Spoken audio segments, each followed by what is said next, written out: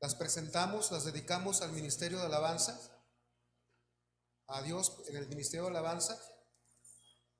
Las hermanitas han estado, pues está dentro de la preparación de los que sirven en la casa de Dios. Ellas toman clases de canto, vocalizan, hacen devocionales. Entonces, Dios nos marcó que la iglesia debía de recibir ya estos otros dones y talentos. Hicimos una dedicación a Dios por ellas y debemos de gozarnos, hermanos. Y la iglesia, la casa del Señor, está abierta para todo aquel que quiera trabajar en su obra, previa preparación, que son procesos a los que entramos, hermanos, ¿verdad? Y gracias a Dios ya descansa más mi garganta. Gracias por decir a las hermanitas, gracias por ese apoyo. Termino mucho más descansado, hermanos, de mi garganta. Y le doy gracias a Dios porque es parte del amor de Dios en ellas y en todos ustedes. Somos parte unos de los otros. Bueno, esta mañana, hermanos, vamos a seguir con nuestro tema. Vamos ya casi a terminar el bloque de estudios acerca del tabernáculo. Y este tema es el número 21. Es el tema número 21 y vamos a hablar del arca del pacto como segunda parte. Acompáñenme a hacer una oración. Señor, te damos gracias esta mañana por tu presencia con nosotros.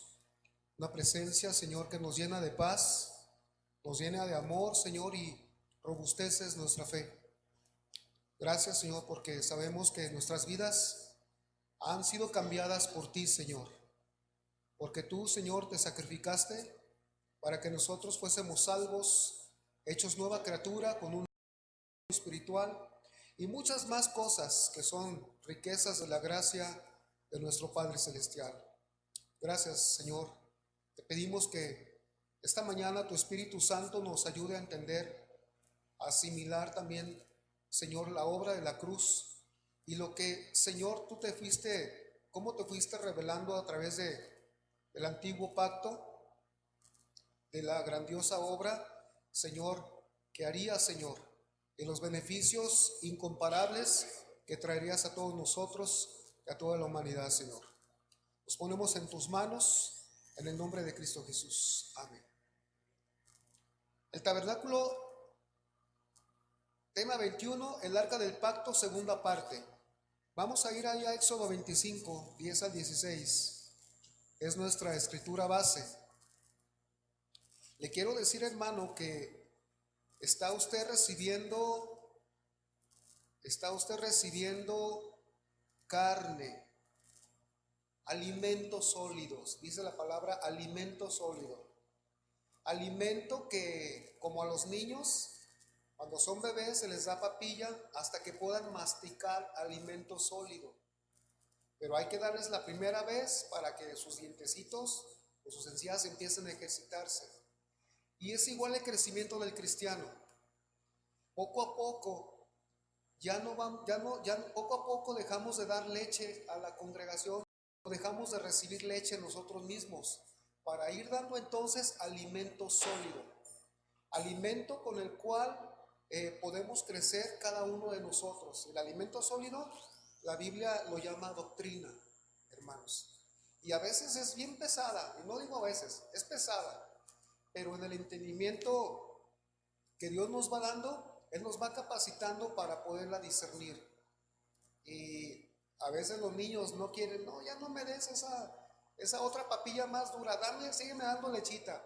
Pero no, hermanos, el plan de Dios es que nos ejercitemos, que nos enfrentemos a la doctrina del Señor, o sea, que estemos expuestos para entonces ir creciendo en conocimiento y sobre todo en la gracia del Señor.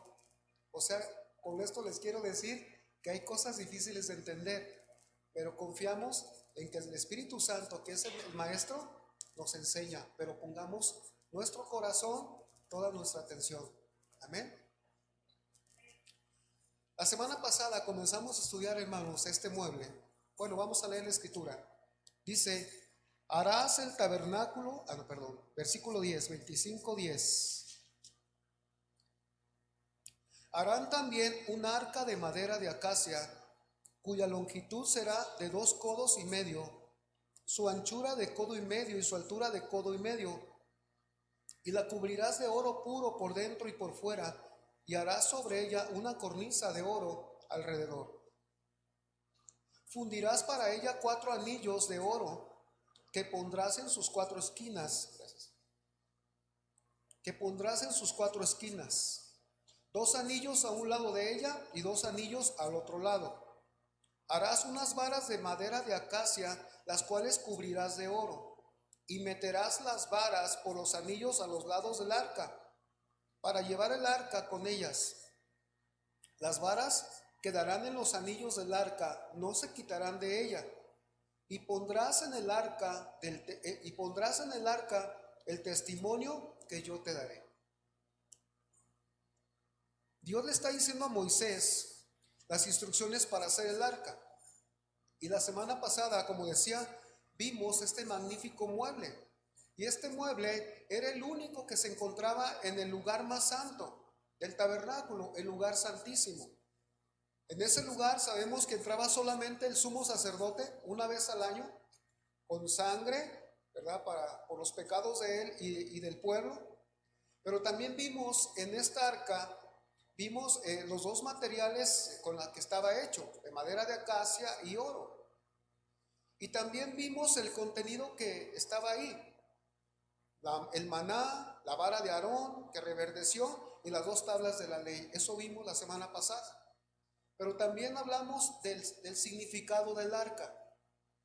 Y además también vimos el significado de cada uno de los elementos que estaban guardados ahí, del maná, de la vara que reverdeció y de las tablas de la ley. Vimos lo que significan.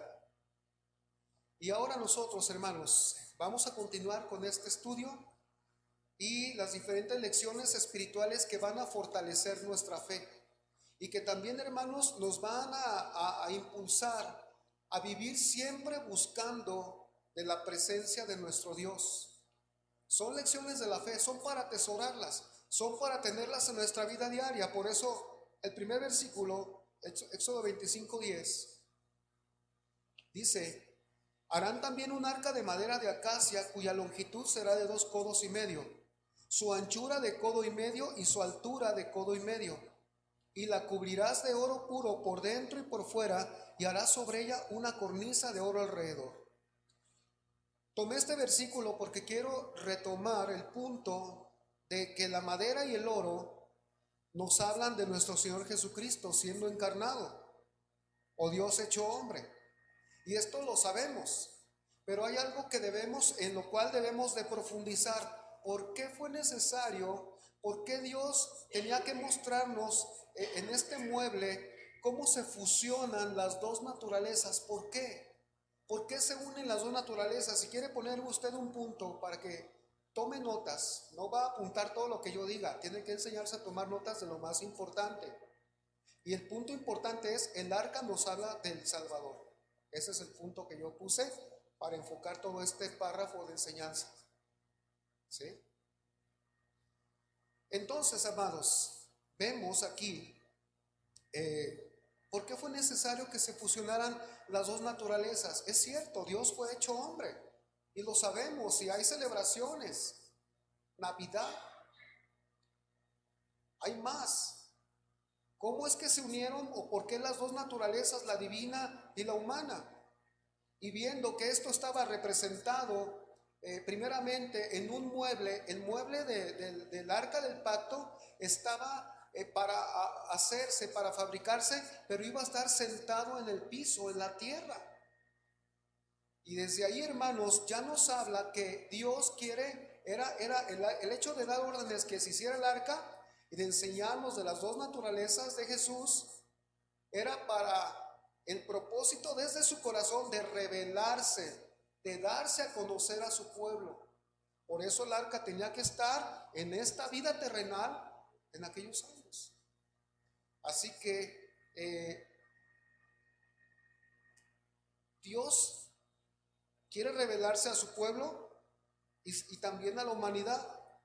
Si nos ponemos a pensar, Dios en la carne perfecta, en una carne sin pecado, Dios estaba en una forma de un cuerpo humano y Dios mismo se estaba guardando a sí mismo dentro de ese cuerpo.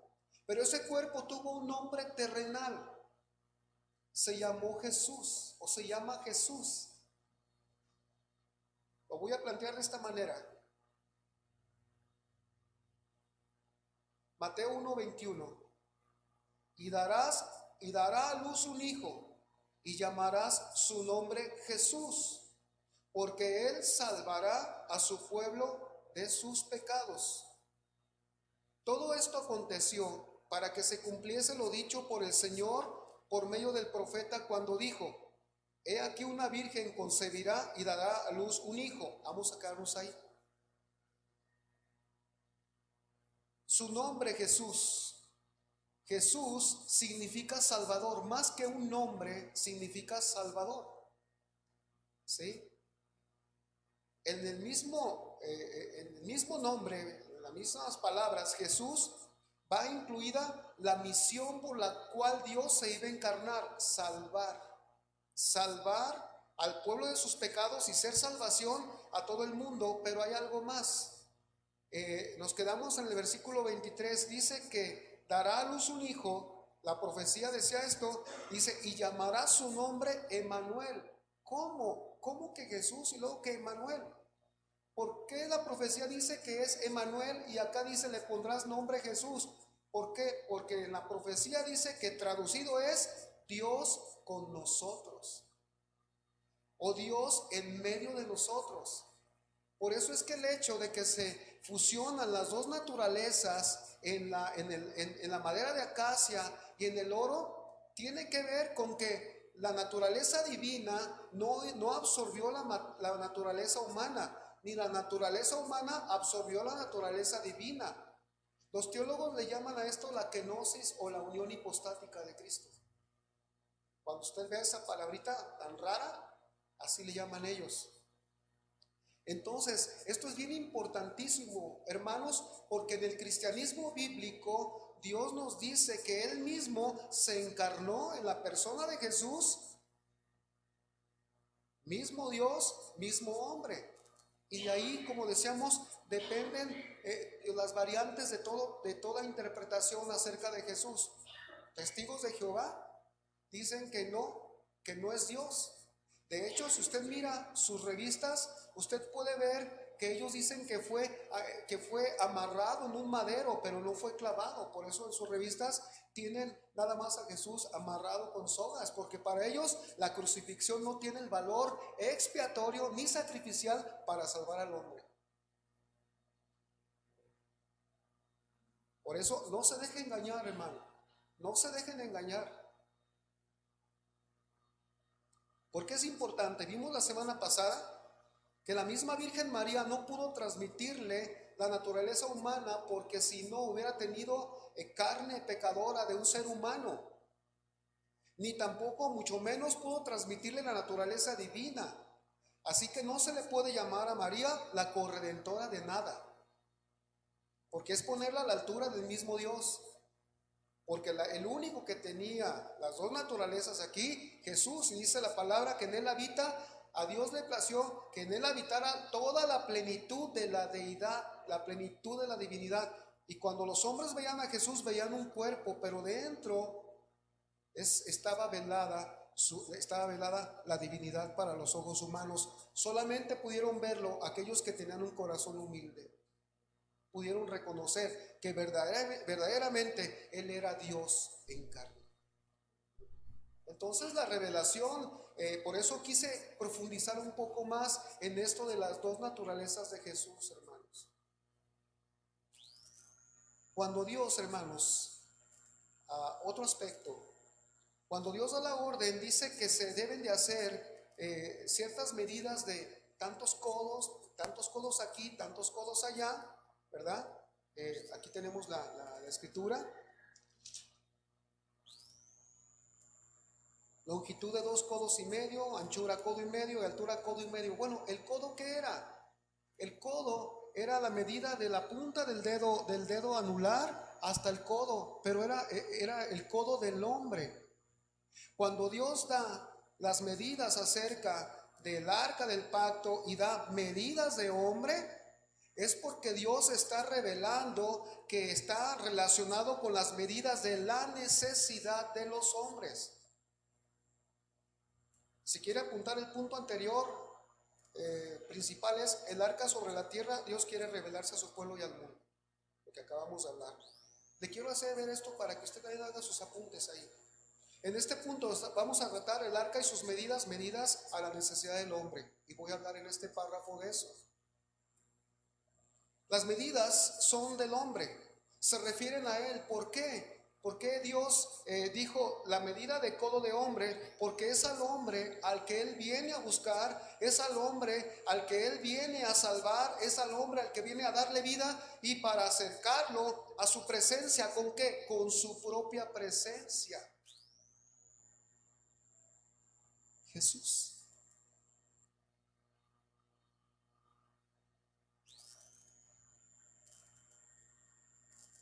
Acuérdese que el arca del pacto representa la presencia de Dios sobre la tierra. Dios vino a acercar al hombre para acercarlo a su presencia por medio de su propia presencia. Parece un juego de palabras, pero le voy a demostrar. 2 Corintios 5:17 dice, Lucas 19:10. Porque el Hijo del Hombre vino a buscar y a salvar lo que se había perdido. 2 Corintios 5:17. De modo que si alguno está en Cristo, nueva criatura es. Las cosas viejas pasaron y he aquí todas son hechas nuevas.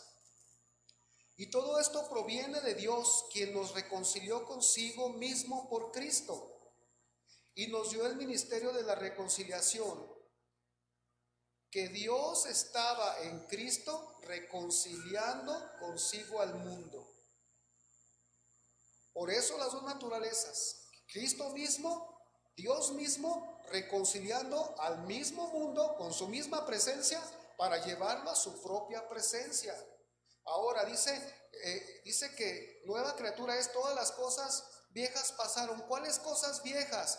Pasó la condenación, pasó en la pena del infierno, pasó, hermanos, todo eso que traía la vieja naturaleza, la vieja creación. A veces enfocamos este versículo más superficialmente, decimos, las cosas viejas pasaron, ay, es que ya pasó que se hacen enojón, ya pasó que no, se está refiriendo más profundamente, más teológicamente a las cosas de la vieja dispensación. Pasó la condenación, pasó todo el pecado, pasó la pena del infierno, pasó todo eso. ¿Por qué? Porque llegó la nueva era, hermanos, y no la nueva era como la que se anuncia. Entró la nueva era de pura gente espiritual, nacida del Espíritu Santo. Somos seres que integran una nueva dimensión espiritual, nuevas criaturas. Por eso es que adoramos en una dimensión espiritual, por eso es que vivimos en una dimensión espiritual, por eso es que debemos pensar en una dimensión espiritual como uno que pertenece a una nueva dimensión espiritual llamada Reino de Dios. Y dejemos de vernos como cristianos meramente humanos, entre comillas, con todas nuestras deficiencias, que sí las tenemos, pero nuestro pensamiento debe ir más allá. Soy nueva criatura. Para que esa dimensión espiritual pueda afectar nuestras vidas, en otras palabras, para que el arca del pacto, quien es Jesús, por el Espíritu Santo, empiece, hermanos, a trabajar en nuestros corazones. Por eso viene la profecía.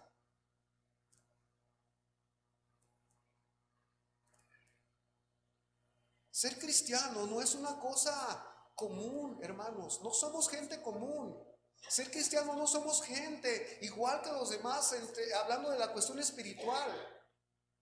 Pero debemos visualizarnos conforme a la palabra de Dios y volar ahora sí como las águilas, no solamente en cánticos, sino en convicciones y renovación de la mente. Por eso la revelación del arca y las dos naturalezas de Jesús nos trae a nosotros que Dios el Padre quiere tener una relación profunda con nosotros desde nuestro corazón. ¿Por qué? Porque nos introduce a una nueva relación y a una nueva dimensión con su presencia. Acuérdese que la puerta, esa puerta, el velo que separaba el lugar santo del lugar santísimo, fue llamada la puerta de la vida. Jesús mismo dijo: yo soy el camino, la verdad y la vida. Él es el arca que vino al encuentro del hombre, hermanos. Dios mismo. Ahora, Filipenses 2:6 dice: el cual, siendo en forma de Dios, está hablando de Cristo y está hablando de su existencia eterna. ¿Qué es lo que tenía Cristo allá en la eternidad? Si queremos preguntarnos cómo vivía Cristo en la eternidad, primero nos dice que el cual, siendo en forma de Dios, ¿qué es forma de Dios? Tenía toda la gloria ya. Tenía toda la gloria con su Padre. Dentro de la divinidad, dentro de la Trinidad de Dios, Él estaba ahí. Él ya existía, es Dios eterno. Pero dice, siendo en forma de Dios, no estimó el ser igual a Dios como cosa a que aferrarse, sino que se despojó a sí mismo. ¿Qué es despojarse? Dejó su gloria, dejó todo lo de allá para venirse a posar en la tierra, en este mundo pecador. ¿Dónde estaba el arca cuando les dije al principio? En la tierra. Es Dios mismo que viene en Jesucristo, se despoja de su gloria y viene aquí, se despojó a sí mismo tomando forma de siervo, hecho semejante a los hombres, carne humana, pero sin pecado. Y estando en la condición de hombre, se humilló a sí mismo y se hizo obediente. ¿Hasta dónde se hizo obediente? ¿Hasta dónde fue la obediencia de Jesús? Hasta la muerte, y una muerte de cruz.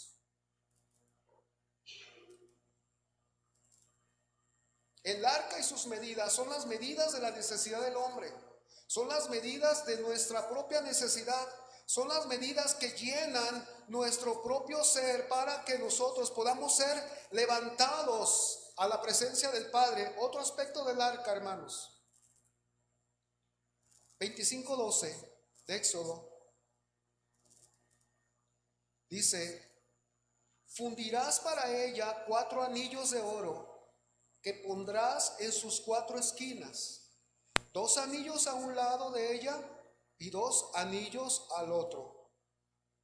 Harás unas varas de madera de acacia, las cuales cubrirás de oro, y meterás las varas por los anillos a los lados del arca para llevar el arca. Para llevar el arca con ellas. Las varas quedarán en los anillos del arca, no se quitarán de ella. La idea principal aquí es el arca, Jesús con nosotros en nuestro caminar. ¿Qué vemos aquí? Vemos que había que hacer ahora unos anillos para colocarse a los lados del arca. Y en esos anillos, 2 por un lado y 2 por otro, ahí se iban a meter unas varas de madera de acacia, también de oro, se iban a meter ahí, pero ya no se iban a volver a sacar. Desde el momento en que iban a ser introducidas en esos aros, ahí iban a permanecer esas varas.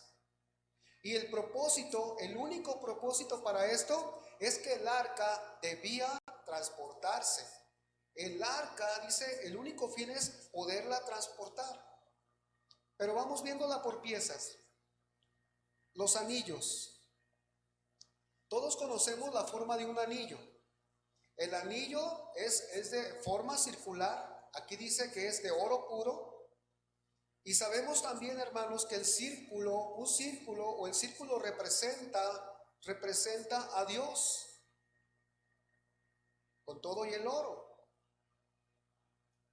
Y la manera de que usted y yo podemos hacer un círculo, o podemos dibujarlo, vamos a tratar de ilustrarlo, es con un principio y, y termina con un fin. Termina donde comenzó.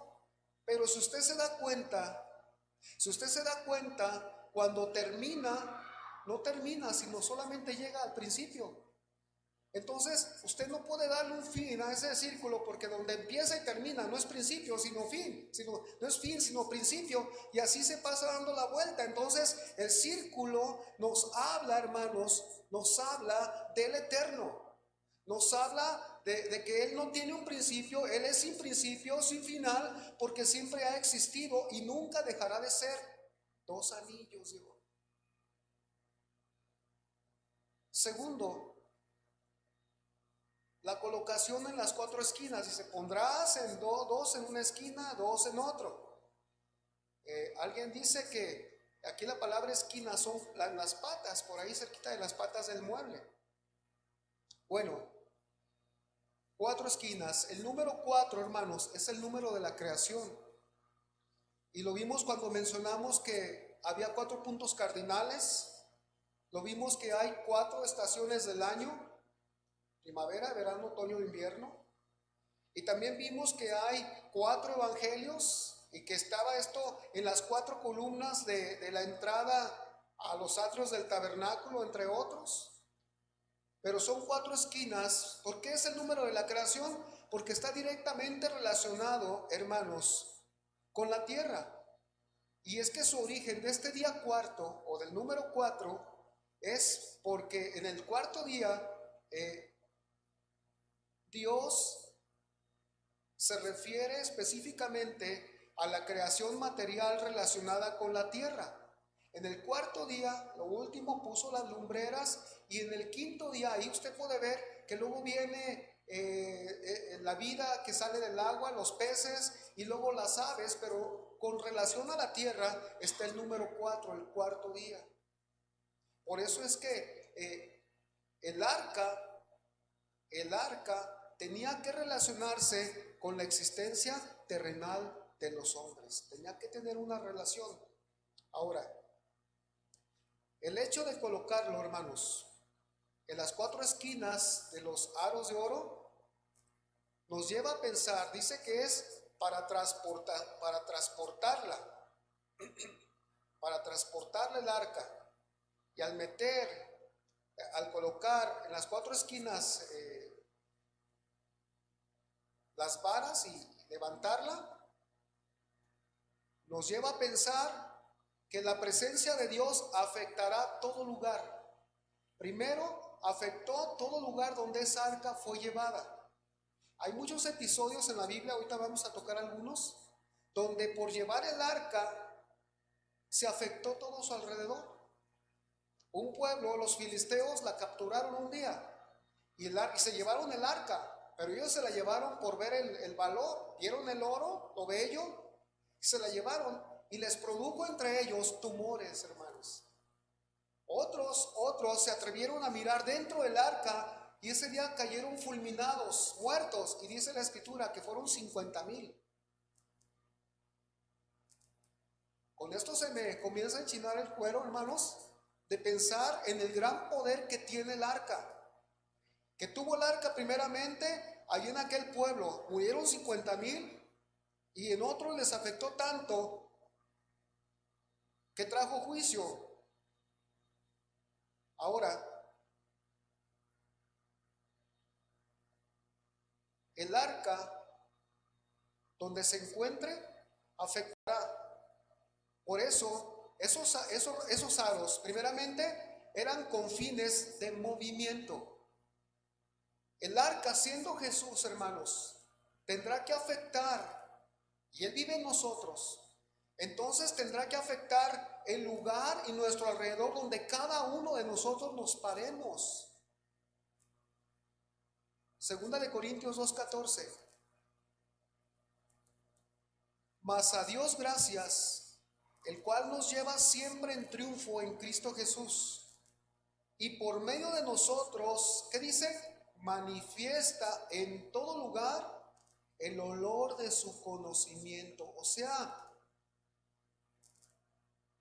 el arca, Cristo en el corazón del cristiano, Tiene movimiento cuando el cristiano se mueve en diferentes lugares de su vida terrenal. Pero cuando esa presencia está activa en nosotros, afectará. Entonces nosotros seremos en todo lugar, manifestaremos el olor de su conocimiento. ¿Qué es esto? Oye, yo te veo diferente. ¿Qué es lo que tienes tú? ¿Por qué no piensas como yo? ¿Por qué no estás de acuerdo con esto? ¿Por qué? ¿Por qué hasta me da gusto estar contigo? Tú sí me escuchas. Eso es afectar, y eso es que la presencia del arca en nosotros, Jesús, está siendo manifiesta, pero no en todos. Ese es el hecho. ¿Por qué? Porque el arca tenía que implicar movimientos. Tercero, las varas de acacia y oro metidas y permaneciendo allí en los anillos, nos muestra dos cosas. Tenían que meterse ahí las varas y tenían que estar allí. No tenía de retirarse. ¿Qué nos quiere decir Dios con esto? ¿Y qué les dijo desde aquel tiempo? Que Dios estaba dispuesto a ir con su pueblo. Hay que se quede. Pero también por el otro lado, que su pueblo debe estar siempre preparado para donde Él quiera que vayan. No para donde nosotros querramos ir. El arca nos va a guiar, Jesús nos va a guiar, su Espíritu Santo nos dirá la directriz en cuanto a nuestras decisiones. Por eso nosotros debemos estar siempre preparados para donde Él quiera que nosotros vayamos, conforme a lo que Él tiene designado, y porque Él está dispuesto 100%, hermanos, a ir con su pueblo. Y tercero, que debe ser llevada esta arca de la manera correcta. Esto es como Dios ordena que se lleve. La vida en Cristo, hermanos, no se lleva como nosotros queremos. La vida en Cristo no se lleva como nosotros pensamos. A veces no se lleva ni como alguien nos pudo haber enseñado. La Biblia se lleva a través de lo que nos enseña la palabra. Primeramente, los levitas eran los encargados. Sabemos que ahora todos somos sacerdotes, pero también nos exige otra cosa, que esos levitas tenían que estar santificados para poder llevar el arca. Y en nuestros días nos habla también de que nosotros como cristianos portadores del arca debemos santificarnos cada día para que esa presencia del Señor, como nuestra arca, se manifieste donde quiera que estemos. ¿Ustedes creen que si no andamos en santidad pueda el Señor manifestarse en nuestras vidas y podamos dar el testimonio de la gran influencia del poder de Dios sobre nuestro alrededor? Jamás.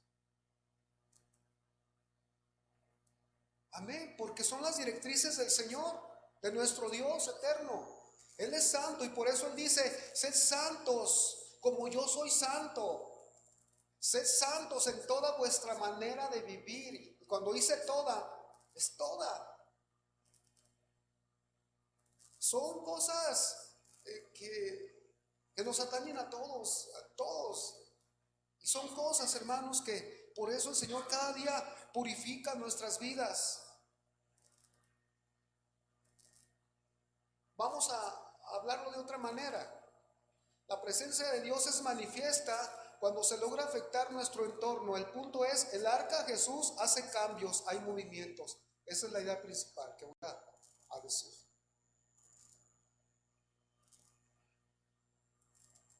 Se logra manifestar la presencia en nuestro entorno, cuando nosotros somos los que hacemos la diferencia.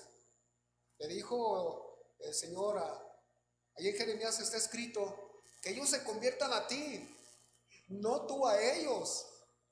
Y Romanos 12, 1 y 2 nos dice: no se conformen al mundo, transfórmense, no se amolden, no sean parte. Ustedes están fuera, no tienen por qué ser parte, no tienen por qué acomodarse a los criterios, a la forma de vida, al pensamiento de moda. No.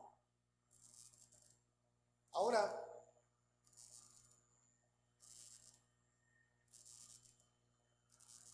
el Espíritu Santo hará cosas en nuestros corazones cuando nosotros estamos sujetos a Él. Cuando nosotros estamos sujetos al arca y cuando permitimos que los cambios se realicen desde nuestro corazón. especificando o enfatizando la idea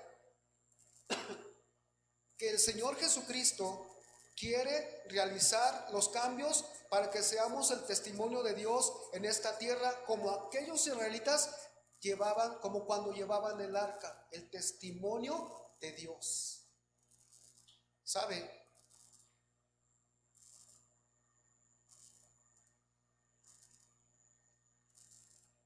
Voy a ilustrarlo con un ejemplo muy palpable que está en la Biblia de cómo el arca de Dios, cómo su presencia obró en una y no en otra. Estas eran dos casas, dos familias, en donde el arca estuvo presente, pero respecto a la manera que cada casa, cada familia veía el arca, empezando por el padre de familia, fue la manera en que Dios obró en esa familia o no. Quiero llevarlo a usted al caso de la casa de Abinadab y la casa de Obed Edom. Primera de Samuel 7:1. Vamos a ver las razones de por qué a veces no influenciamos y por qué a veces sí logramos influenciar, que ya lo vimos, pero vamos a explicarlo. Que Dios se manifieste en nuestras vidas, su presencia en Cristo. Dice primera de Samuel 7:1. Vinieron los de Kiriat Jearim, y llevaron el arca de Jehová y la pusieron en casa de Abinadab, situada en el collado, y santificaron a Eleazar su hijo para que guardase el arca de Jehová. Desde el día que llegó el arca a Kiriat Jearim pasaron muchos días. ¿Cuántos? 20 años. Y toda la casa de Israel lamentaba en pos de Jehová. El arca había sido capturada por los filisteos, hablé al principio, la regresaron, pero entonces tomaron el arca. David tomó el arca y la llevó inmediatamente a esta casa de Abinadab, y ahí duró esa arca 20 años. 20 años en un hogar esa casa, esa arca, 20 años en un hogar con esa familia. 20 años suficientes, hermanos, para que el arca pudiera haber afectado a la familia, a todo lo que estaba allí, personas. Pero fíjense lo que sucede. Dice que el pueblo lamentaba en pos de Jehová. Allá estaba el arca. No, todavía no podían acercarse, no se regocijaban. Pero aquí en 2 de Samuel 6:3, David decide traerla. Y sucede un incidente. Pusieron el arca de Dios sobre un carro nuevo y la llevaron de la casa de Abinadab, que estaba en el collado, y Usa y Ahío, o Jayo como se pronuncia, hijos de Abinadab, guiaban el carro nuevo. Cuando llegaron a la era de Nacón, Usa extendió su mano al arca de Dios y la sostuvo, porque los bueyes tropezaban, y el furor de Jehová se encendió contra Usa y lo hirió allí Dios por aquella temeridad. Subraye la palabra temeridad. Y cayó allí muerto junto al arca de Dios. Dios lo mató. Dios lo mató, hermanos. De modo que David no quiso traer para sí el arca de Jehová a la ciudad de David, e hizo llevar David a casa de Obed Edom Geteo. Él era de Gad, de la tribu de Gad, por eso es Geteo, de la tribu de Gad. La casa de Abinadab, vemos cómo en este incidente nos revela cómo esa familia trató el arca. Dice que tuvo una temeridad, que se movió el carro y él tocó el arca y cayó muerto. ¿Pero por qué? Porque Dios conoce más que las manos tocando el arca externamente. Conocía el corazón de Usa y de su otro hermano, pero sobre todo conocía la condición espiritual de aquella familia que tuvo tanto tiempo el arca en su casa. Era una familia, vamos a ver el cuadro, era una familia que diario estaba ahí el arca. Sabían que era la presencia de Dios, pero se acostumbraron a verla. Se acostumbraron quizá pasaban voy a poner un cuadro, quizá barrías la casa y aquí debajo del arca, todo como si fuera algo simple, como algo común. La familia de Abinadab vieron como algo que era costumbre tener el arca.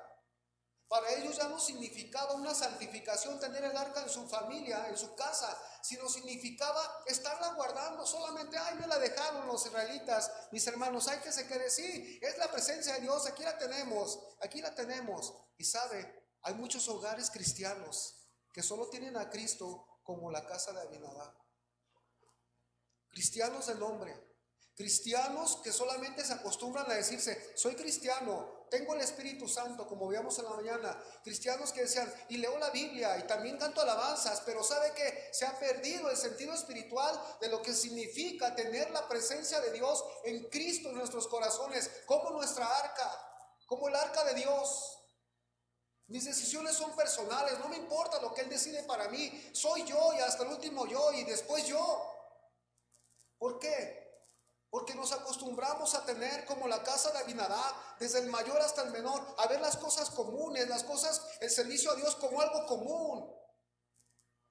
Todo. La cuestión moral de mi familia y espiritual no interesa. ¿Por qué? Porque aunque somos cristianos y el arca está aquí, el arca solamente es mero nombre. Y sabe, la Biblia relata que ellos tuvieron una gran derrota. Un día que vieron el arca como un amuleto. Trajeron el arca para que les diera la victoria en una batalla por el poder que representaba Dios. Y dice que cuando llegó el arca ellos dieron grandes gritos, ¡ay, el arca, el arca! Y a pesar de que llevaban el arca, cuando pelearon cayeron muchos en mortandad y volvieron a lamentarse. Porque precisamente es ese aspecto, hermanos. Cristo, el arca, para pocos es importante.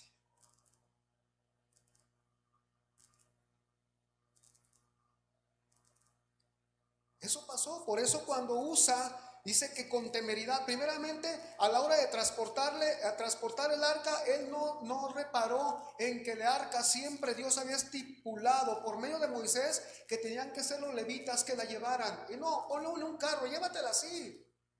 Haz el servicio como tú quieres, como a ti te place.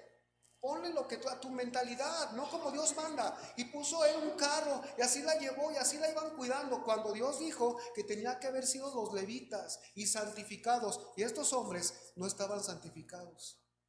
El hogar de Abinadab no estaba santificado. ¿Cuántos hogares cristianos no están santificados por el arca que está en sus hogares? ¿Cuántos de los padres de familia no buscamos la santificación de nuestra familia?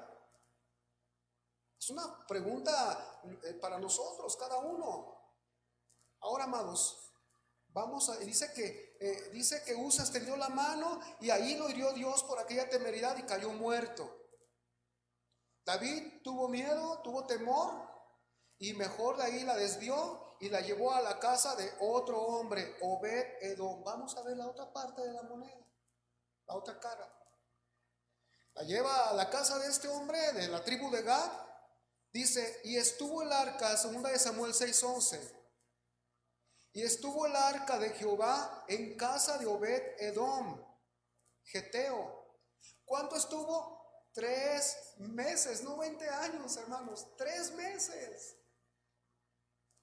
3 meses, y con solo 3 meses dice, y bendijo Jehová a Obed Edom y a toda su casa por 3 meses. ¿Qué pasó con esta familia? Que ellos cuando recibieron el arca la tuvieron, hermanos, con el sentido que tenía espiritual desde su corazón. A lo mejor le pusieron hasta un velo. Hijos, cuando pasen frente al arca, donde está el velo, agáchense. Es la presencia de nuestro Dios. Hijos, cuando pasen aquí, hínquense cada mañana, ofrezcan sacrificios en justicia a nuestro Dios. Aquí está el arca en la casa. El lado contrario, si nuestra casa se asemeja a Obed Edom como cristianos, hijos, hagan su devocional. El arca de Dios está entre nosotros, está Cristo. Hijos, vamos a orar. Aquí está el arca entre nosotros. Cristo está aquí, su Espíritu Santo está aquí. Y dice que precisamente nos hace ver que Dios bendijo a este hombre solamente por 3 meses de estar ahí esa arca, y bendijo a toda su casa. De antemano se ve el principio espiritual, la comunión con Dios. No teniendo el arca como un amuleto, sino en verdad como lo que representaba en este caso, que estaba caminando por fe.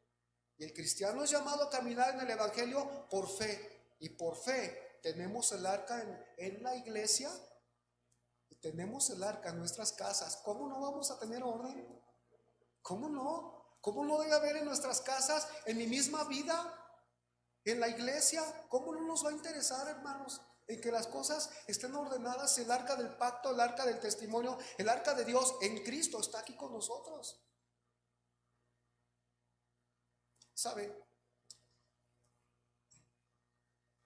Y estuvo el arca de Jehová en casa de Obed-edom, Geteo, 3 meses, y bendijo Jehová a Obed-edom y a toda su casa. Y versículo 12. Y fue dado aviso. Aquí yo le puse 2 ejemplos donde se permite que el arca haga cambios. Estoy hablando de ese punto. Fue dado aviso al rey David diciendo: Jehová ha bendecido la casa de Obed-edom. O sea, hubo alguien que fue y dijo: oye, la casa de tu pariente, ¿vieras qué bendecidas está? ¿Vieras sus hijos cómo han cambiado? ¿Vieras? Él mismo ha cambiado. La señora, no se diga, ¿cómo ha cambiado? ¿Cómo hemos cambiado? La iglesia esa, pues fíjate que ya cambió. Es de manera irónica, hermanos. Bueno, pero aquí unos fueron a decirle a David: mira, Dios ha bendecido la casa de Obed-edom y todo lo que tiene, y la razón es el arca de Dios. Entonces David fue y llevó con alegría el arca de Dios, de casa de Obed-edom a la ciudad de David. ¿Qué entendía David? Que Dios se había agradado de esa familia y que ahora las cosas iban a caminar ordenadamente. Y habló a los levitas: tráigansela. Y hubo grande regocijo, hermanos. Es cuando David se quita el manto y empieza a bailar y danzar, y con todas sus fuerzas introdujeron el arca a la ciudad de Jerusalén. Y ahí estaba Mical, que se burló de él, pero al final tuvo un juicio, nunca tuvo hijos, dice la palabra. Pero David se gozaba porque la presencia de Dios ahora iba al asentamiento que Dios había puesto para que tuviera el arca, la presencia. ¿Sabe? Ahí iba David y la llevó a la ciudad de David. Ahora, ¿de qué manera bendijo Dios la casa de Obed-edom al considerar que el arca estaba allí, y ellos la consideraron como la misma presencia en su corazón? Dice Primera de Crónicas 26:4. Los hijos de Obed-edom: Semaías el primogénito, Josabad el segundo, Joa el tercero, el cuarto Sacar, el quinto Natanael, el sexto Aniel, el séptimo Isacar,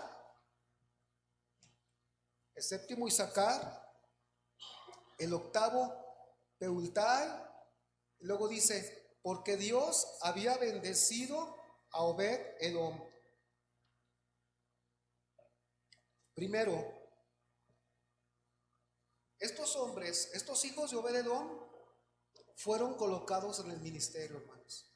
Los 8 hijos de Obed-edom, a causa de que Dios lo bendijo, ocuparon un lugar en el ministerio. Ellos los colocaron como porteros del tabernáculo, cuidaban la puerta del tabernáculo, hermanos.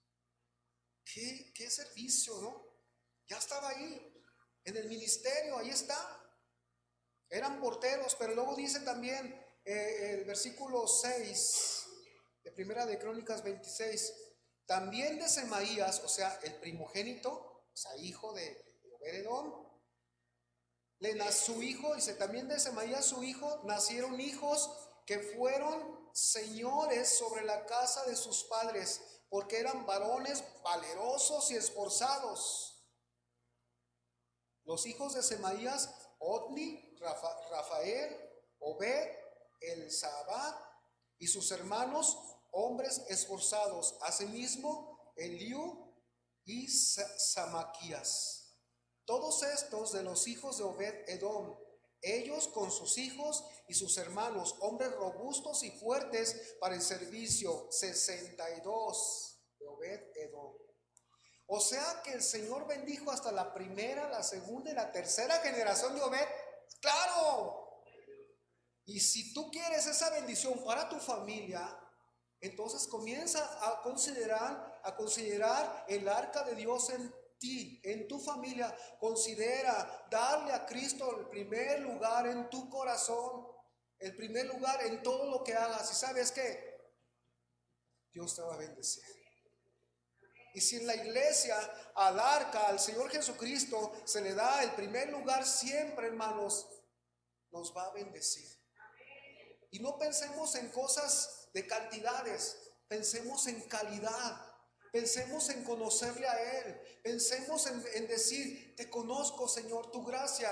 Me acuerdo de la iglesia de Esmirna, he aquí tú dices que eres pobre, poquitos y sin potencia económica, pero he aquí tú eres rico. Y viera cómo me consuelan esas palabras. Cuando mi corazón es impulsado a darle la gloria solo al Señor y que Cristo sea el centro de todo el culto de la iglesia y el servicio. Ahora con todo y más, con esta revelación de que Él es el arca.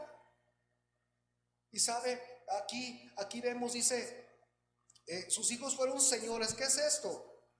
Que fueron, dice una versión, ocuparon posiciones de autoridad en sus casas de sus padres, pero dice que tenían cualidades, eran varones valerosos y esforzados. Y sabe que había decisión en estos varones, había decisión, y Dios, por haber bendecido la casa, los toma y los pone en posiciones de autoridad. Fíjese bien, posiciones de autoridad. Hay hombres varones valerosos y esforzados, sí, pero falta algo. Que lo miremos de esta manera, con vistas al arca del Señor, con vistas de Cristo. Todos estos dice que eran hijos de Obed-Edom, robustos y fuertes. Aquí dice hábiles para el servicio. Todo era para el servicio. No había guerra el contexto era ubicarlos en el servicio de la casa de Dios. El arca iba a llegar a Jerusalén. Así que imagínense cuando entraron allá, qué bárbaros. Estar ahí, hermanos, y ocupar un lugar en la casa de Dios es glorioso. Es glorioso. Ocupar un lugar en la iglesia, estoy hablando de ser parte de la iglesia, no específicamente de esto. Estoy hablando de que somos cristianos y pertenecemos a un cuerpo. Ahora, tenemos un ejemplo más. Alguien más en el cual el arca hizo cambios, pero la palabra importante, la pregunta, ¿cómo se lleva el arca manifestando su poder en nosotros? ¿Cómo se lleva? Josué 1:15, 1:5.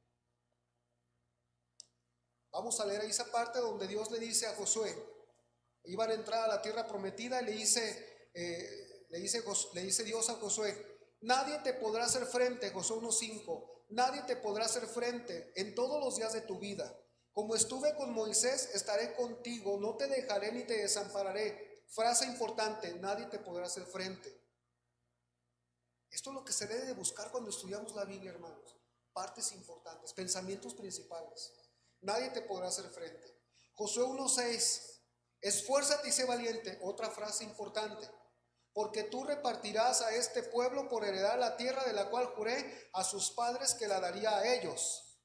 Solamente esfuérzate y sé muy valiente para cuidar de hacer conforme a toda la ley. Frase importante, para cuidar de hacer conforme a toda la ley. Que mi siervo Moisés te mandó, no te apartes de ella ni a diestra ni a siniestra, para que seas prosperado en todas las cosas que emprendas. Nunca se apartará de tu boca este libro de la ley, frase importante, sino que de día y de noche meditarás en él, para que guardes y hagas conforme a todo lo que está en él escrito, porque entonces harás prosperar tu camino y todo te saldrá bien. En otras palabras, la presencia de Dios primero irá contigo. Nadie te podrá hacer frente. Perfecto. Dios ha prometido y está dispuesto a ir conmigo en la guerra, en las luchas, en mis aflicciones, cuando yo lo considere a Él como el centro de mi vida. También tenemos aquí la promesa, segundo, pero tenemos una condición, esfuérzate y sé valiente. Y para eso cuesta. Para eso cuesta, porque esto es lo que se opone. Estas son cualidades, aquí nos las revela, porque son cualidades espirituales. El esfuerzo y valentía espirituales, no hablamos de físico. Esfuérzate espiritualmente. Cuando sientas que viene la flojera, la pereza o lo que sea que te quiere debilitar, esfuérzate. Esfuerzo espiritual. Toma ayuda de la gracia. Sé valiente. Hay que ser muy valientes, hermanos, para vivir en el ministerio. Hay que ser muy valientes para servir a Dios, porque no es cosa fácil. Tendremos siempre una oposición. Sé valiente, no te acobardes, sigue adelante a Jesús, que el arca del pacto, el arca de la alianza va contigo. Él mismo te ha dicho, nadie te podrá hacer frente. Aleluya.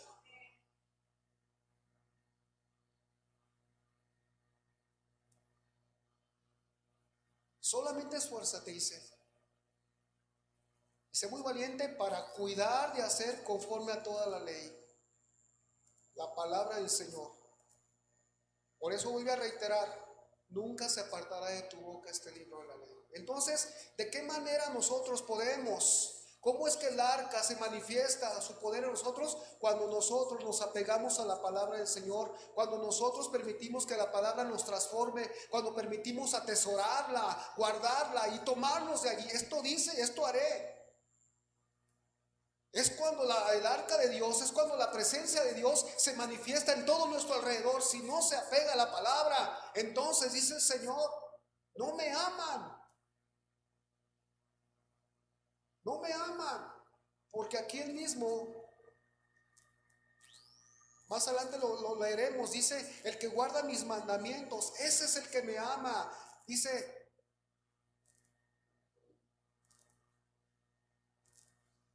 que vendrá y hará morada en nosotros con el Padre. Ahora, por eso, nosotros, hermanos, así vamos a saber que el arca del pacto, el arca de Dios, Cristo, está obrando en nuestras vidas.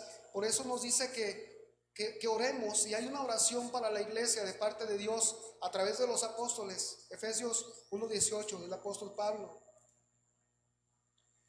Dice, alumbrando los ojos de vuestro entendimiento para que sepáis. Una obra espiritual. Dios abre mis ojos espirituales.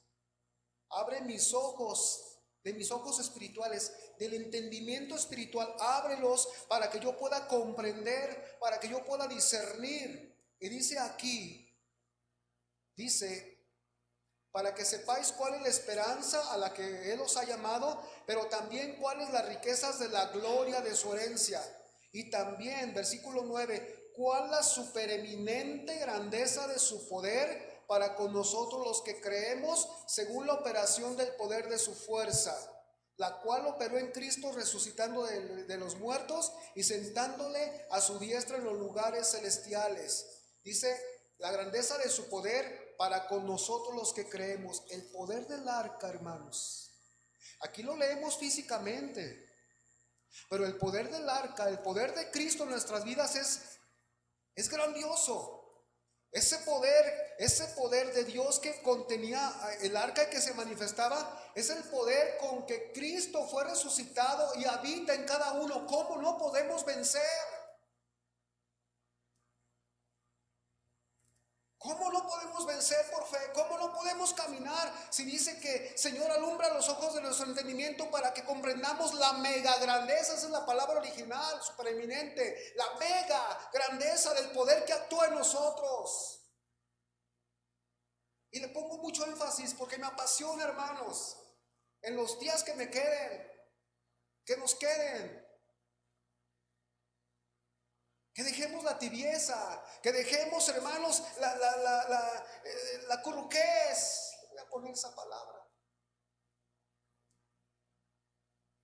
Y que conozcamos la grandeza del poder que actúa en nosotros, el poder del Espíritu Santo. No lo hemos experimentado como debe de ser. ¿Por qué? Porque nos ha faltado, hermanos, apegarnos a la palabra del Señor y confiar. Son momentáneos los momentos en las congregaciones, porque se cree que solamente ese es el poder para ese rato. No, hermano, este es un poder para siempre, hasta que vayamos con el Señor.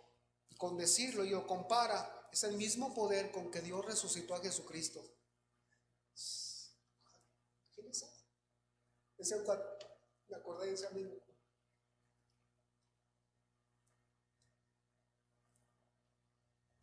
Debemos ir santificados. ¿Cómo? Una pregunta, ¿cómo seríamos? ¿Cómo sería cómo sería la manifestación? ¿Cómo se manifestará el poder del arca del testimonio en nosotros? Por medio de la palabra y por la santificación. Santificados. Dice 2 Corintios 6:16. ¿Y qué acuerdo hay entre el templo de Dios y los ídolos? Porque vosotros sois el templo de Dios viviente. ¿Dónde estaba el arca, hermanos? En el templo. Hay un canto que dice: somos lugar santísimo, somos su habitación, una nueva generación. ¿Sabe?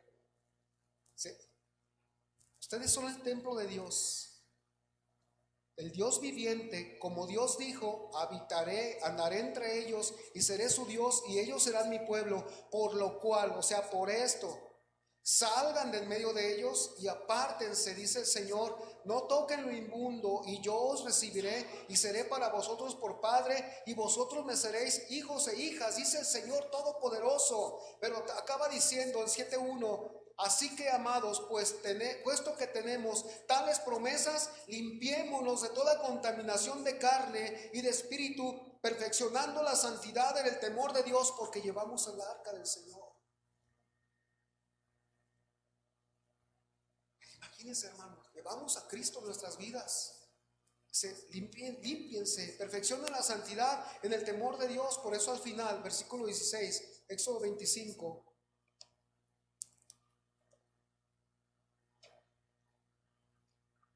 Un punto principal, el arca es el testimonio de Dios. Último punto. Y pondrás en el arca el testimonio que yo te daré. ¿Qué iba a poner Dios? Moisés allá adentro iba a poner las tablas del pacto. ¿Qué nos quiere decir a nosotros? Que esas tablas del pacto contenían los 10 mandamientos y por eso se llama el testimonio. Y ese testimonio, hermanos, quiere decir que por medio de ellas Dios testificó de su autoridad sobre Israel. Por medio de ellas Dios testificó de su provisión para con Israel por el maná. Que por medio de este testimonio Dios testificó que Él era el soberano sobre Israel. Cuando nosotros nos llamamos cristianos, hermanos, por eso llamamos a Cristo Señor. Y la palabra Señor es Adonai. Y la palabra Adonai en griego es mi amo, mi dueño. Por eso, amados, cuando Dios dice, pondrás el testimonio, las tablas, todo ahí en el arca, el testimonio de Dios ha sido Jesucristo para cada uno de nosotros.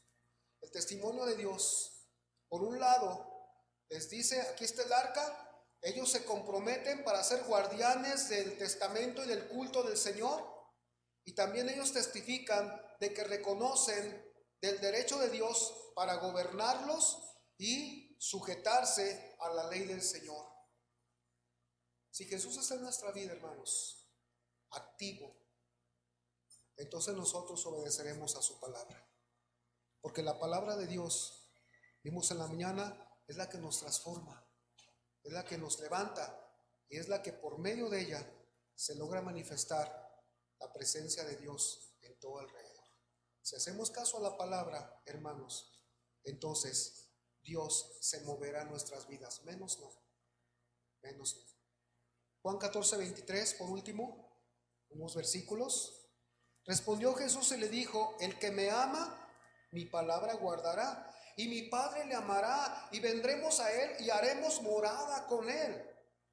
Y Romanos 8:3 dice, porque lo que era imposible para la ley, o sea, la ley no podía santificarnos, por cuanto era débil por la carne, Dios enviando a su Hijo en semejanza de carne de pecado, y a causa del pecado condenó al pecado en la carne, para que la justicia de la ley se cumpliese en nosotros, que no andamos conforme a la carne, sino conforme al Espíritu.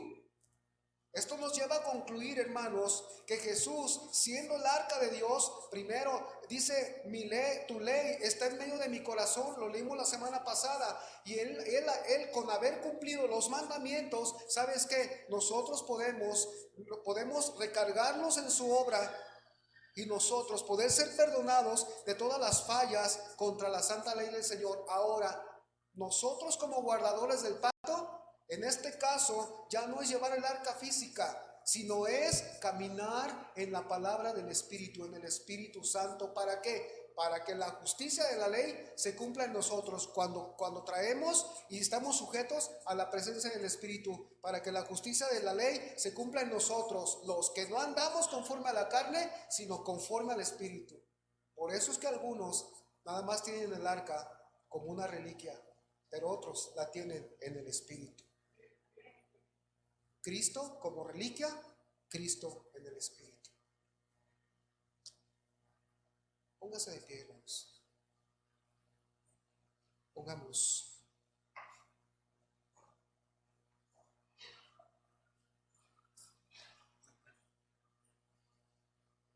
Amado Padre Celestial, Señor,